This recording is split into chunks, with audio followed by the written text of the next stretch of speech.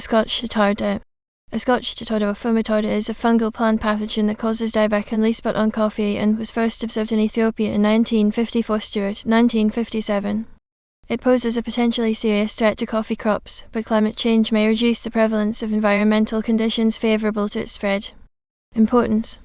Dieback is a condition in which a tree or a shrub begins to die from the tip of its leaves or roots backwards, owing to disease or an unfavorable environment. Necrosis of both flowers and rosettes is also observed with this pathogen, and this can significantly reduce crop yield.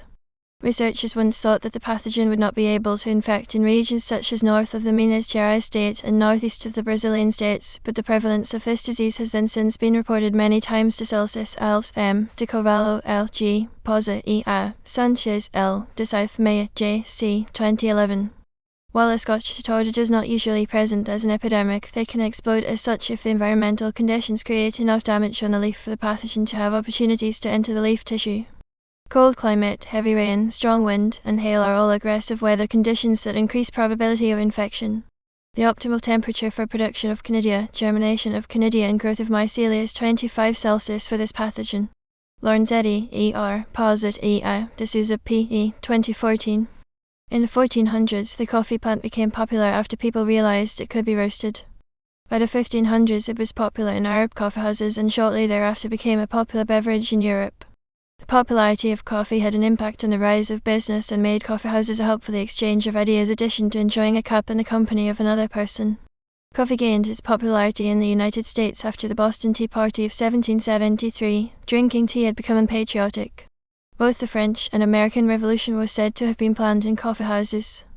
The coffee being produced during this time was a product of slavery in what is now known as Haiti. In Brazil, slavery was legal until 1888, and thus the economic benefits encouraged a slash and burn culture in Europe that depleted the nutrients in the soils. 2013.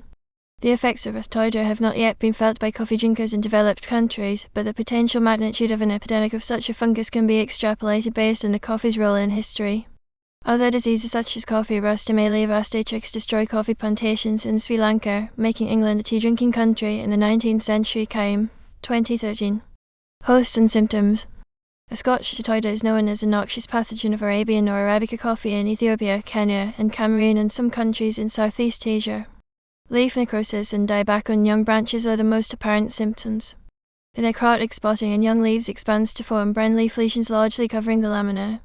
Conidia are found in the necrotic tissue, and tarda refers to the late appearance of certain conidia in the slow maturing habit of Pycnospores. Stewart, 1957. The pycnidia are 7 to -110 microns in diameter. The mature spores have oval and cylindrical shapes with dimensions of 2-3 x 9-14 microns and straight septa. Immature spores are oval-shaped with dimensions 2-3 x 4-9 microns, may be predominantly or entirely acetate Borma G. H. Degrader J. Nordalis M.M. Amers M. E.C. 2004 and Stewart 1957. The primary infection of plants is by airborne ascospores that enter the coffee leaves via the stomata. Primary infection presents as lesions in the coffee leaf. The pycnidia develop in the lesions. Secondary spread of pycnidia occurs via contact and rain dispersal, and this leads to more development of pycnidia in newly infected leaves with lesions. The pathogen overwinters as mycelium and pycnidia on crop debris, autumn sown crops, and volunteer hosts. Environment. Ascochyta tarda is a major disease of coffee plants with specific temperature and humidity conditions. The effect has been studied on a broad range of temperatures combined with leaf wetness durations on fungal infection and severity of disease. It was determined that fungus growth, conidial production, and germination were optimal at 22.9, 29.8, and 25.1 degrees respectively in vitro. In vivo, pathogen infection is favored anywhere from 15 to 20 degrees Celsius. This was suggested by the increased germ's tube length. Using a disease progress curve, this temperature range with increasing periods on leaf wetness duration increased sporulation in vivo. As low temperatures are favorable, global climate change and temperature increase will decrease the number of areas where this pathogen can thrive. Lorenzetti et al. 2014.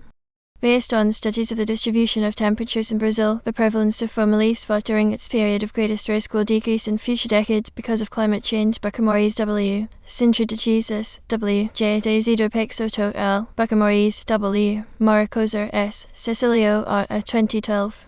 This will also be an issue in Ethiopia, where coffee farming is the source of income for approximately 50 million farmers in Ethiopia, and as much as 60% of the current growing area can become affected. Mort J. Williams J. Bina S. Wilkinson T. Golty W. Chella C.K. Demasu S. David R.P. 2017.